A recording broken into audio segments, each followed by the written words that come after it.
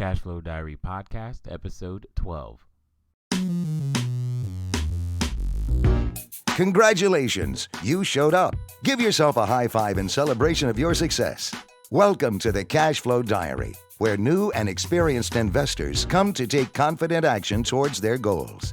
Your host is a family man, a real estate entrepreneur, investor, coach, and instructor. As a master facilitator of Robert Kiyosaki's Cash Flow 101 game, he's inspired many to begin their journey into creating cash flow for themselves and their family. And now, here he is to offer you the tools required to earn the income desired. Your cash flow coach, Jay Massey. Well, hello out there. It's time for yet another episode of the Cash Flow Diary. Hopefully, for those of you joining us, if this is your first time or 51st time, actually couldn't be your 51st time yet unless you've seen us live at some of our other events. Welcome back. Glad that you are indeed here. What we're going to do is we're going to kind of do what we did last episode. We're going to have some live and unplugged from Chicago Part 2 so that you can hear a little bit more of what happened during that 2-day training. And hopefully you can gain some more knowledge and insights from that as well.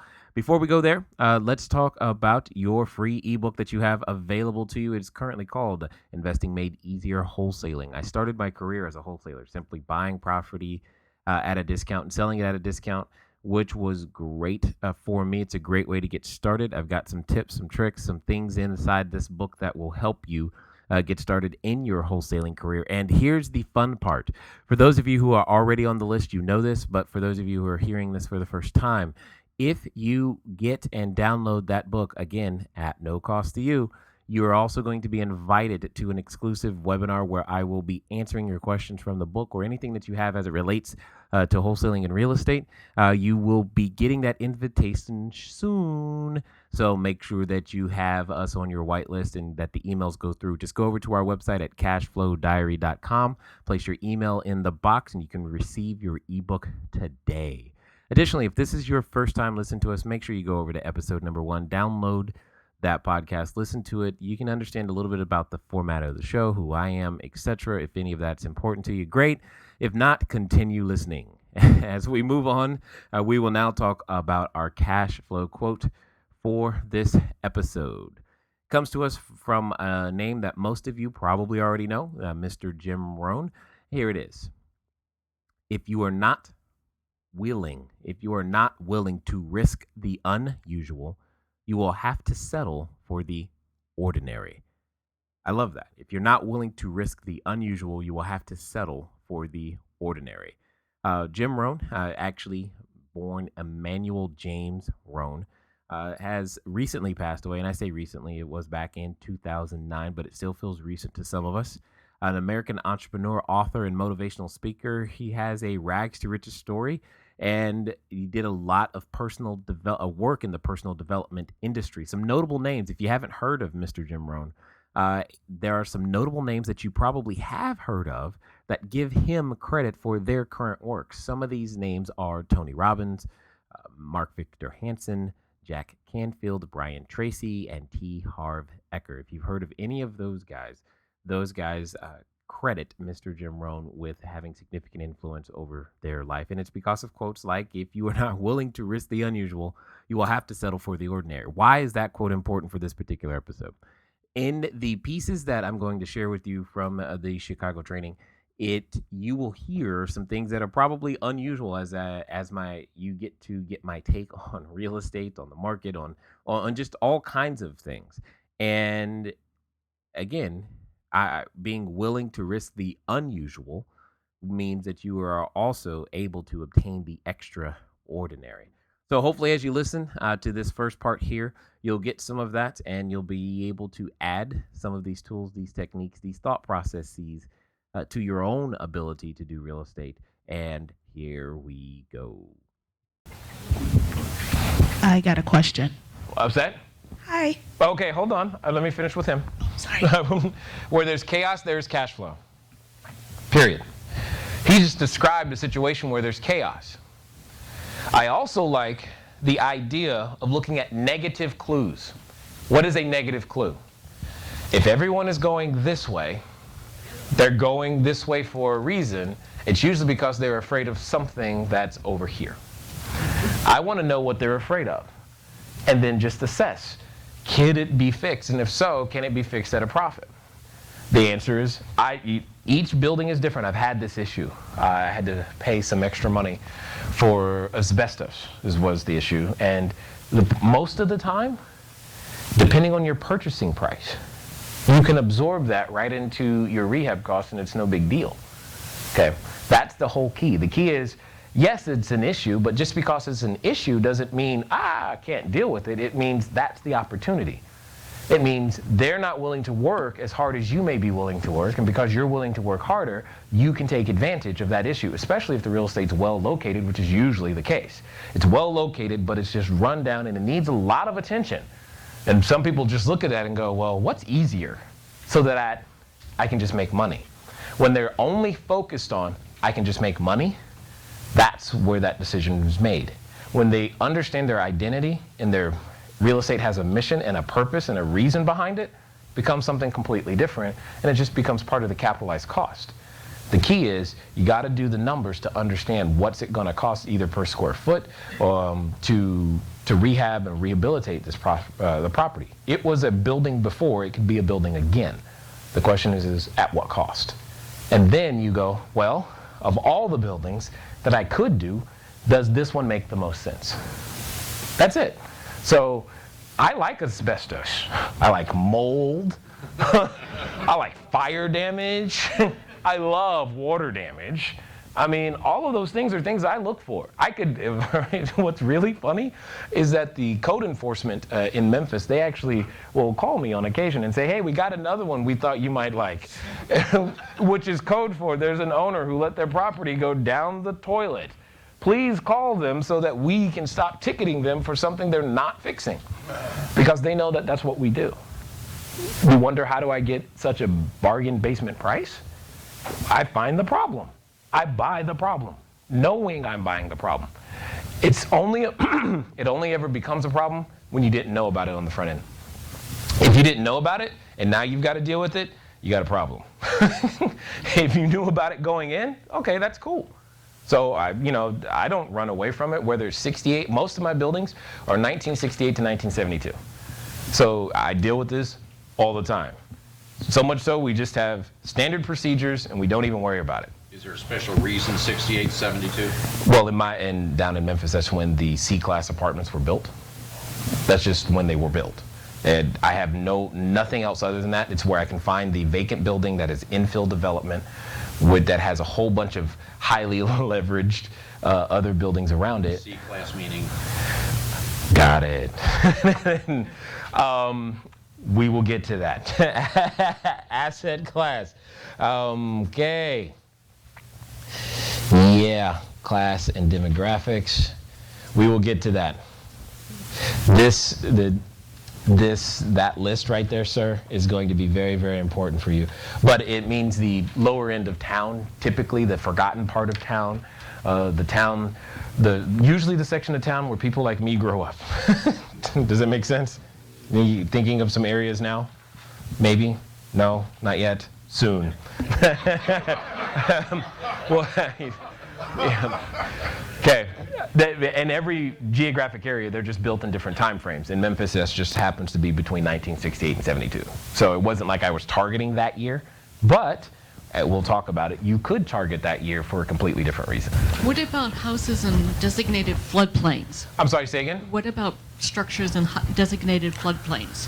What about them? Are they on your list? On my list? Yeah.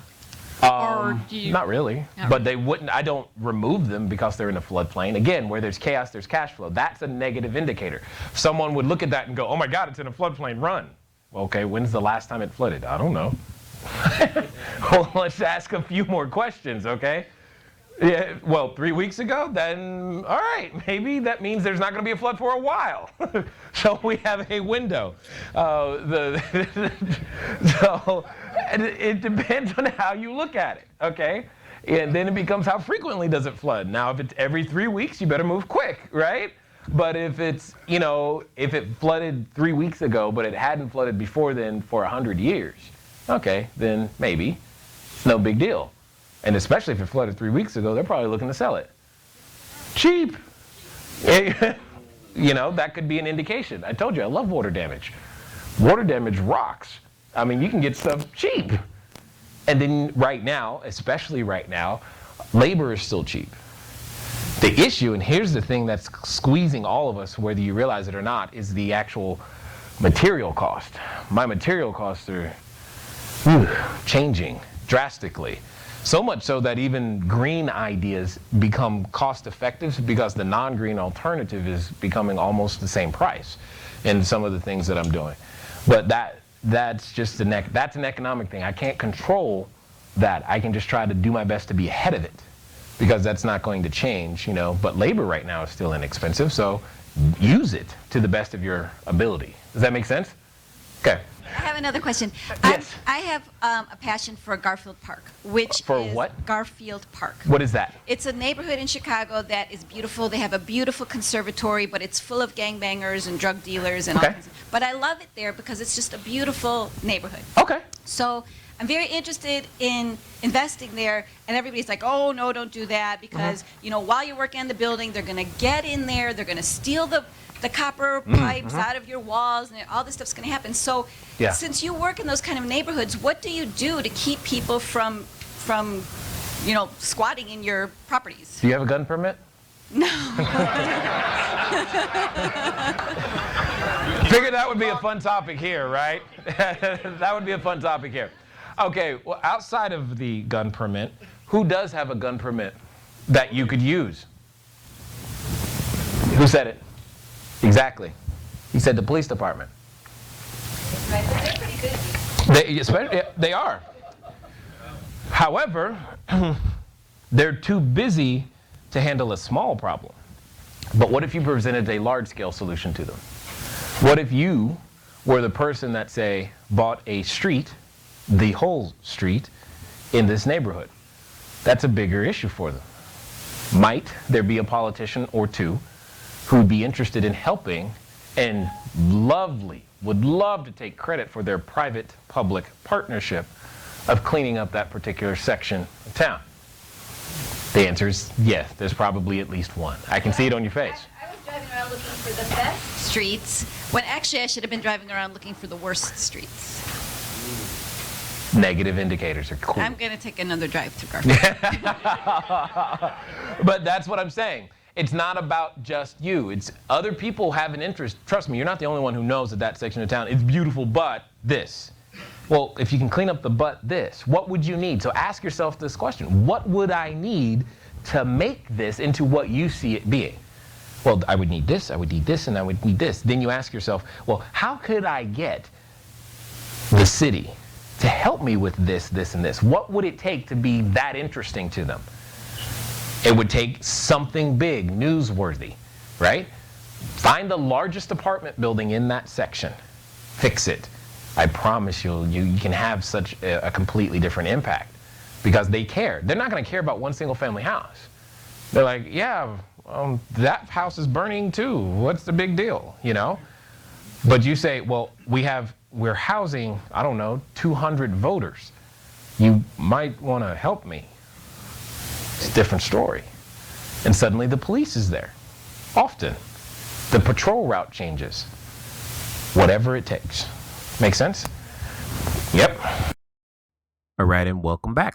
So hopefully you enjoyed that little bit of piece, but let me expand on some additional information that was given there. You may have heard me say things like chaos and cash flow. Where there's chaos, there's cash flow. One of the things that we must remember as a real estate investor is we are problem solvers. So that's what a business owner is. We call ourselves real estate investors, but we're really a business owner that just happens to use real estate to conduct our business. And that's what all business owners do, right? Is that they solve problems. So what you're looking for is you're looking for chaos. And I'm sure that may be a new way of looking at things for you. But if it's not, that's good. That means you're already on the right track. But being focused on finding problems is something that you and I must do in order for us to be the linchpin, the necessary pieces, the cogs in the wheel, as you will soon see, the cogs in the wheel that can indeed solve the problems. So let's get over to our question from last week. Last week, the question was, what is the name of the minimum rate of return on your investment? What is the name for the minimum rate of return that you're willing to accept on your investment? Now, this is a number that, again, that is very important for you to understand so that you can eliminate looking at certain deals faster. So, with that being said, the answer is hurdle rate. If you've never heard of it, that simply is the minimum rate of return you're looking on your investment. Now, we haven't gone into information to define the different types of rates of return. However, let's just say, for example, that you know that you would like to earn and I'll just pick a random number, 4%. Say 4% is what you would like to earn. All right, so you look at your CD, and if your CD or mutual fund or whatever isn't paying 4%, but you now want a minimum of 4%, what you're saying is your hurdle rate is 4%. So any deal that does not earn at least 4% is not something that you're looking for. Now, I'm not saying 4% is a good number. I'm not saying it's a bad number. What I am saying is you must understand your hurdle rate. This week's question: what are the 3 types of income you can earn, and which of the 3 potentially has the least base tax rate, even after the Obamacare changes in the U.S.? So what are the 3 types of income, and even after Obamacare, which of those 3 types of income has the least base tax rate? That is your challenge to understand and to figure out. And then most importantly, once you know this, please begin to pursue this type of income so that you can have whole lots of it. All right. So what we're going to do now is we're going to get you back to the next part of the training from Chicago. And I know some of you are probably wondering when this training was. How did you find out? Again, go over to the website, cashflowdiary.com. If you look under the Meet J tab, we often put our events there so that you have the ability to find us. And if you want to attend those types of things, that's great. If not, no big deal. We'll keep coming to you from the podcast style as we're doing right now. Anyway, here we go. Here we go. E simply means there are 4 ways, 4 people in business, especially in the U.S. They are E, an employee. That particular person trades time for dollars. There is a direct 1-to-1 relationship. I work 4 hours, I get paid $20 per hour, therefore I made $80. Ta-da! Direct 1-to-1 relationship. The self-employed or small business owner, he or she trades specialized knowledge, specific service, etc., but is still usually related to a clock. These are typically your doctors, attorneys, and people with a license fall into this particular category. Financial planners, this is where I was, right? We trade a specific skill set or knowledge, still usually tied to a clock in some way, and it's things like I charge $250 an hour, etc., things of that number. Then you have the business owner or big business owner. They typically have, I call them 500 units or more of producing income, but what they really own is a system that produces income whether they are there or not, whether they are awake or not, and honestly, whether they're alive or not. The system continues to produce money. It's one of the reasons I love rental property, because today, what's today? 17th. Okay, this works better usually during the 1st, but oh well. On June 1st, I will not be in Memphis. I won't be in Memphis. So let me ask you this. Who's going to collect the rent? You. No. I am not physically going to any doors collecting any checks, am I? Who is? The property manager, also known as not me. Today, when something breaks and a tenant has an issue, who's going to get that call? Also known as not me. Tomorrow, when someone is looking for a new place to stay, and we have a vacancy, because we have a vacancy right now, who's going to be placing that ad and showing the property? Someone, not me. Whose money does the bank account end up in? I like that. I like that. And here's the interesting thing that I like about it. That happens no matter where I am. If I die, still happens. If I change addresses, money chases me down. I like that. You know? That's fun. Because here's the key. We must learn to own and control the means of production. That's what a system is. It's just an idea. Is renting property a new idea to you? Is that like new? No, not at all. Not at all. What is new is how it's done in this environment. See, what's very unique about information is that it only has value relative to its timeliness.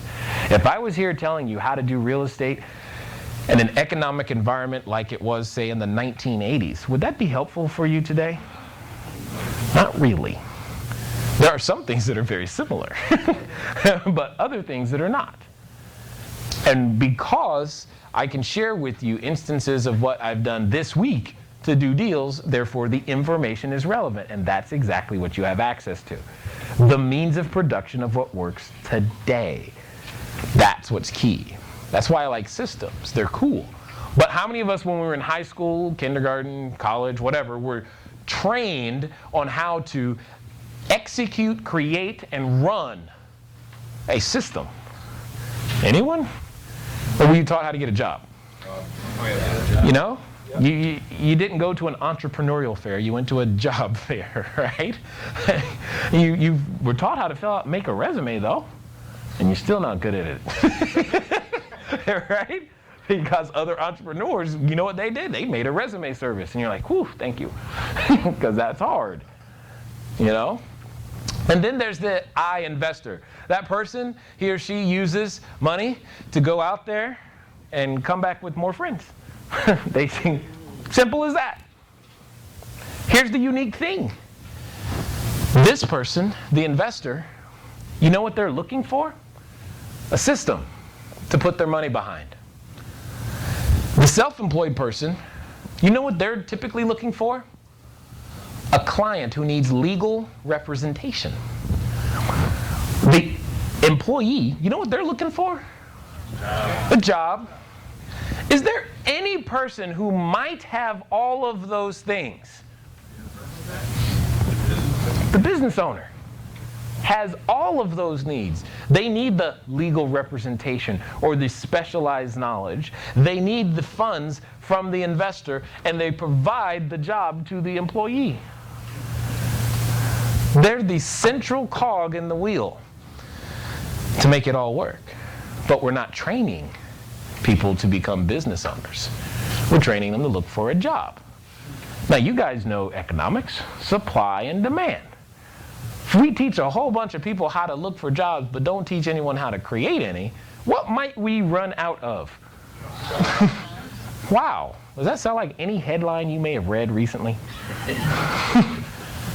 Just saying. And that's what I like about understanding how cash flows.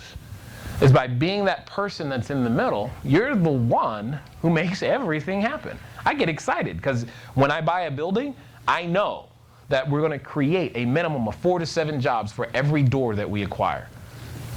That's fun. Do you think a mayor is interested in stuff like that? Yeah. Yes. That's why going big and trying to buy a street or a whole subdivision, that's why they get interested. That's jobs. Things that their job is dependent on. And you become the solution provider. Okay? See, as an employee, you have a job. As the self-employed person, the job has you, right? Where are realtors found on most Saturdays? Open house, right? But not at home, right? What's that? They could be on the golf course, but are they on the golf course for fun or is it business? Still, it's probably still business. That's the point. If you don't go to work, you don't eat. That's what I found out when my wife got sick. I wasn't taught that before. They were saying, hey, be a financial planner. You can make a lot of money. And I was like, well, that sounded good. Let's do that. They didn't share with me that if you don't work, you may not be able to eat. And here's how this could play out for you. Your wife could get sick and you could have a problem. We don't know what you're going to do, but that's not our problem. We weren't taught from a financial perspective how to make better decisions, which is why I make the decisions I make today. Is because I want to make sure that if something like that happens, because am I guaranteed health for myself or any of my children or my spouse? No, not guaranteed anything.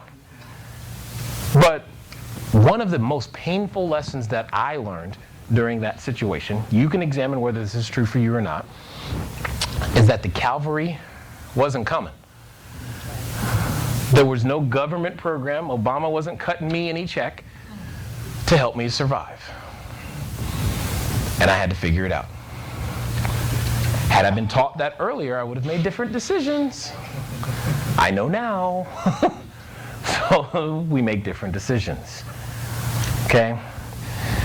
What ends up happening is that 90% of the world's population lives on one side and 10% lives on the other. But what also happens is that a very significant portion of the world's wealth is on one side and is on the other. And I guess more popularly today, we call these guys 1%ers and these guys 99%ers, right? That's what's more popular today. I have issue with that. But, you know, it is what it is. And here's also what tends to happen. Sometimes the people living on the 90% side are given an opportunity to switch sides, and then they look at it and they go, well, that's just too good to be true. I've never seen anyone do it. And therefore they say, it must not be able to happen. Well, you haven't seen anyone do it because you haven't been surrounded by them. Because they're too busy doing it to stop and talk to you and listen to your complaining about how it's not happening for you. Because you're not willing to spend a Friday afternoon and a Saturday listening to what it takes to get it done and being surrounded by people doing it. That requires sacrifice, time, and money. All that other stuff is free. And we tend to take the path of least resistance and want to blame someone else for it. Am I right or right? Yes. Right. Examine for yourself which side you would choose to live on. Then learn to develop the habits and characteristics of people who live on the side you want. Do what they do. You don't have to do it the way they do it, but do what they do for your reasons. And you might find yourself on the other side of that equation one day. Okay, here's what we want to do now. I just want to give you some final thoughts on some of the stuff that you've just heard. And here's a thought. No one who has ever made it, whatever that means to you, you can put that made it in quotes. Whoever has made it has done so alone. So no one who has ever made it, whatever that definition or word means to you, has done so alone. Usually they have had at least one mentor, instructor, or teacher that comes into their life to make the difference. My question to you, something to think about, something to ponder until we meet again. Who are you listening to?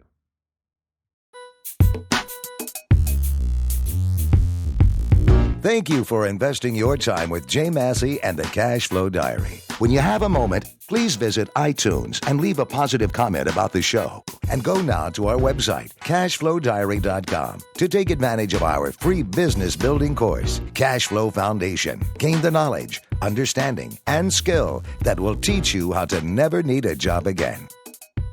Until next time.